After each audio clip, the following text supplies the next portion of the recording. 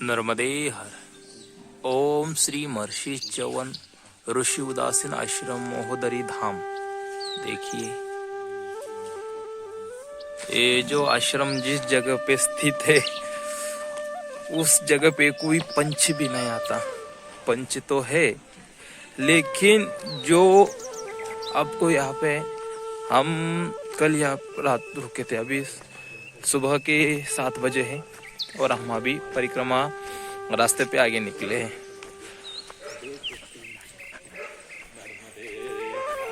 तो यहाँ पे देखिए हर पक्षी यहाँ पर है। देखिए यहाँ पे है बदक, बंदर यहाँ जगह पे बहुत ही बंदर है इस जगह पे। देखिए ये सिद्ध स्थान है। यहाँ पे ये जो स्थान आता है, ये स्थान आपको बीच जंगल के अंदर आएगा। देखिए यहाँ पे सुबह सुबह देखिए पूरा का पूरा जंगल है और पूरे जंगल में यहाँ पे बंदर भी बहुत है। सुबह सुबह ये बतख है। इसका जो इतिहास आता है, महाभारत के जो वन पर्व है, वो महाभारत के वन पर्व के जो अध्याय क्रमांक 21, वो 21 क्रमांक के अध्याय में आए हैं। उसके अंतर्गत श्लोक आते हैं 21 और 22 श्लोक में इसका विवरण आता है। ये इस स्थल का विवरण आता है कि यहाँ पे कौन था। तो जो लोमेश नाम के ऋषि ने राजा युधिष्ठिर को बताया था कि हे राजा, ये जो स्थल है यहाँ पे भृगुनंदन च्यवन ऋषि ने यहाँ पे तपस्या की थी। और हम आपको इसका इतिहास बता रहे हैं। जो च्यवन ऋषि ने यहाँ पे तपस्या करके उनकी तपोबली से यहाँ पे उन्होंने राजा शर्याति की जो अपनी पुत्री थी, उसी पुत्री का, उसका नाम सुकन्या था, उसको अपने पत्नी रूप में स्वीकार किया था। कैसे किया था ये भी बताएंगे। यही इसी जगह पे, हम जिस जगह आपको दिखा रहे हैं, इसी जगह पे उन्होंने अश्विनी कुमारों को यज्ञांश देना शुरू किया, प्रारंभ किया। ऐसे इसी जगह पे तपस्या करके इंद्र को उन्होंने स्तंभित कर दिया था। च्यवन ऋषि ने उनको स्तंभित कर दिया था। यही वो स्थान है। और इसी स्थान पे जो क्या हुआ था ये आपको बता रहे हैं। जो च्यवन ऋषि इस स्थान पे तपस्या कर रहे थे, बाम्बू के जो पेड़ थे, वो बाम्बू के पेड़ के अंदर बैठ के वो तपस्या कर रहे थे। बहुत साल होने के बाद जब वो बाम्बू का पेड़ ऊपर गया तो वो पेड़ के अंदर धंस गए। तो उनकी सिर्फ 2 आंखें दिखाई देती थी।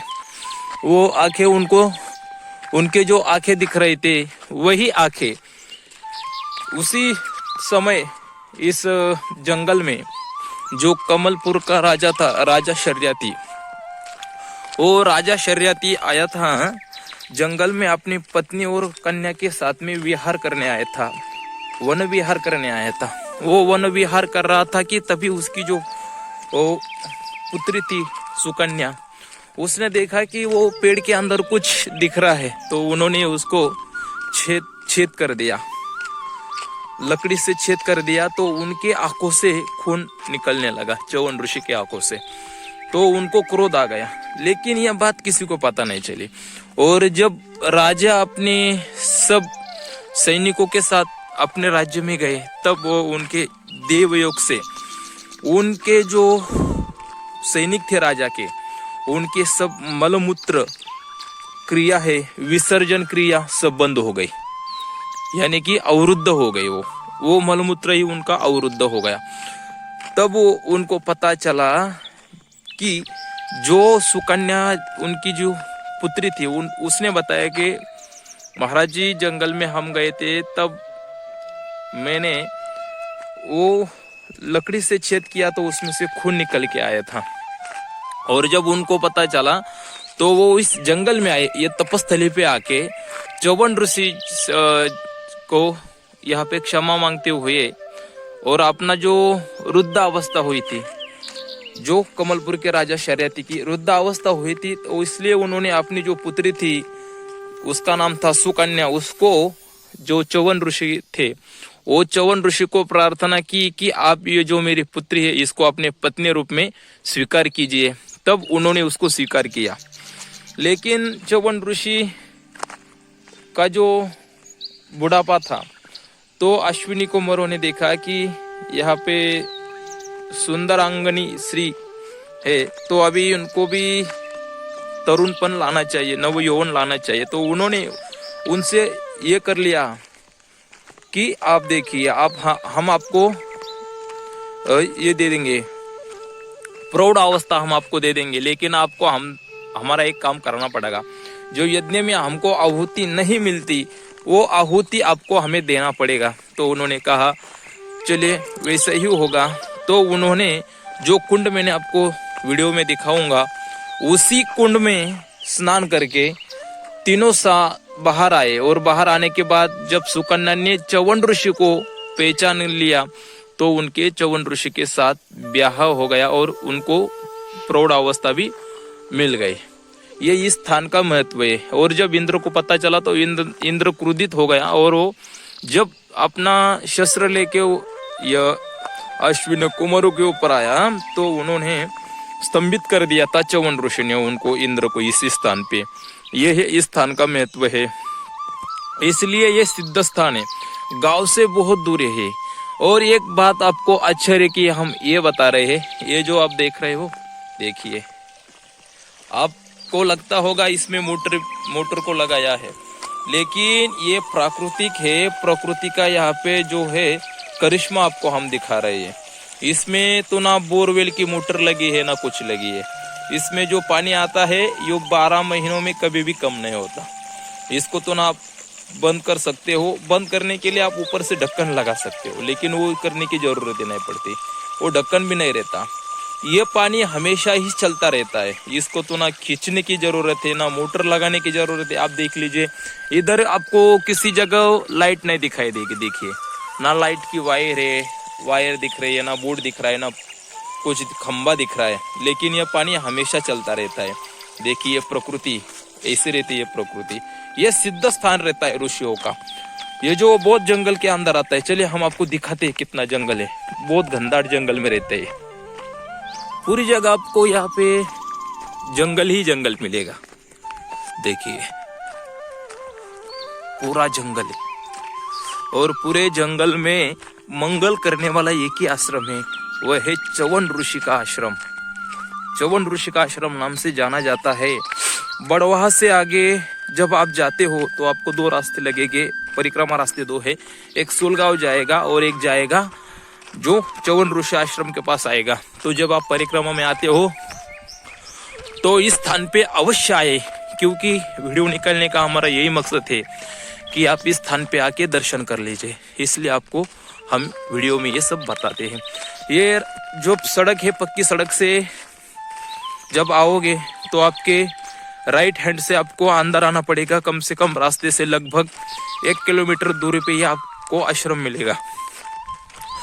और 1 किलोमीटर दूरी के बाद और 1 किलोमीटर दूरी के अंदर आश्रम नहीं, बाद में जो आश्रम लगेगा एक ही आश्रम लगेगा और वही ये आश्रम है च्यवन ऋषि आश्रम। इसलिए जरूर आना यहाँ पे और इस तपोस्थली पे कम से कम 1 दिन रहकर ही आगे जाना। नर्मदे हर।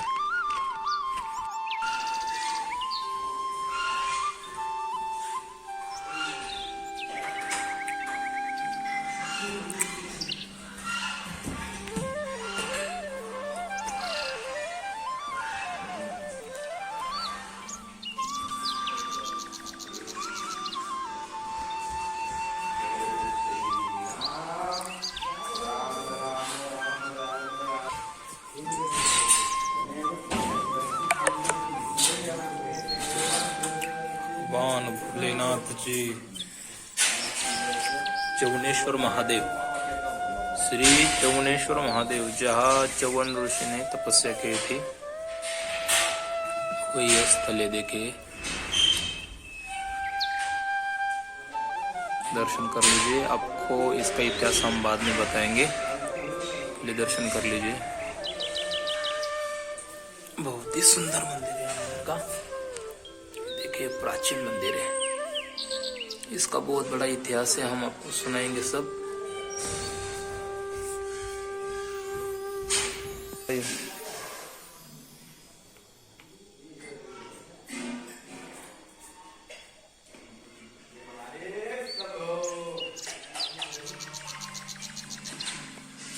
ये देखिए, ये है श्री उदासीन च्यवन ऋषि।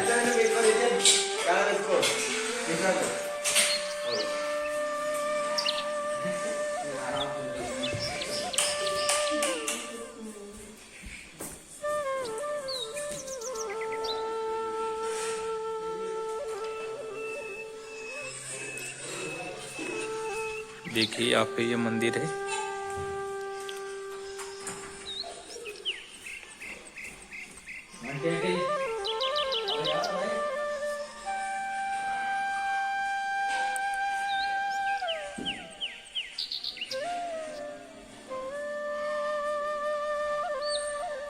देखिए यहाँ पे है अप्रौढ़ा चैव प्रौढ़ा च रुद्ध माता बल प्रदा मोहोदरी मुक्त केशी घोर रूपा महाबला, यानी कि वृद्ध व्यक्ति को, तरुण व्यक्ति को, सबको, वृद्ध को, सबको शक्ति देने वाली ये माता है मोहोदरी माता।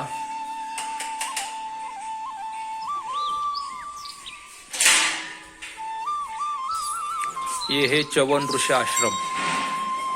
देखिए बहुत ही सुंदर, जंगल में है।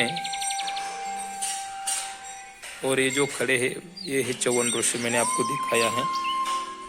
देखिए फिर से एक बार च्यवन ऋषि जी के दर्शन कर लीजिए, बहुत ही अनुभव में है ये स्वरूप। इसका इतिहास हम आपको बताएंगे। पहले आश्रम के दर्शन, आश्रम देखिए।